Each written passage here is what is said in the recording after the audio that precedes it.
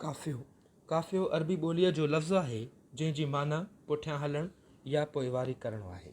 काफ़ियो मंज़ूम शाइरीअ जो हिकु लाज़मी जुज़्व आहे जंहिंखे हम आवाज़ लफ़्ज़ पिणु चयो वेंदो आहे।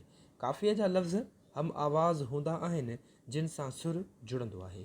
काफ़िए जा लफ़्ज़ शिकिल ऐं सूरत में अलॻि अलॻि हूंदा आहिनि।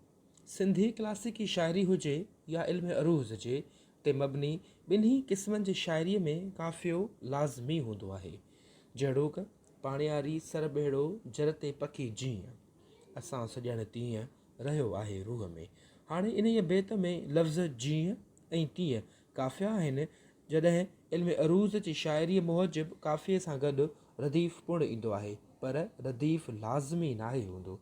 उहो सिर्फ़ु तरन्नुम ऐं वर्जाउ लाइ इस्तेमालु कयो वेंदो आहे या को बि ख़्यालु उन लफ़्ज़ सां मुकमल थींदो आहे।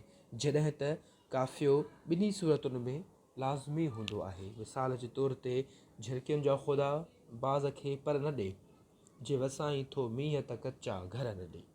हाणे इन ई शेर में रदीफ़ ख़्याल जो पूरा करे थो, जॾहिं त काफ़िया पर ऐं घर शेर जो हुस्न ऐं तरन्नुम रदीफ़ सूधो वधाइनि था। हिकु ॿियो मिसाल जंहिंमें रदीफ़ इस्तेमालु नथो थिए।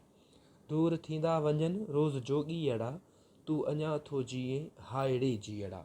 ग़ज़ल जे इन ई शेर में रदीफ़ कान्हे इस्तेमालु थियल, पर पोइ बि सिर्फ़ु काफ़ियान जोॻीअड़ा ऐं जीअड़ा सां तरन पैदा कयो वियो आहे। इन जे ग़ज़ल में या कंहिं बि शेर में जेको आहे सो काफ़िया हूंदा आहिनि त उन्हनि खे मक़फ़ा शेर, ऐं जंहिंमें रदीफ़ हूंदो आहे त उन्हीअ खे मुरदफ़ शेर चयो वेंदो आहे। महिरबानी।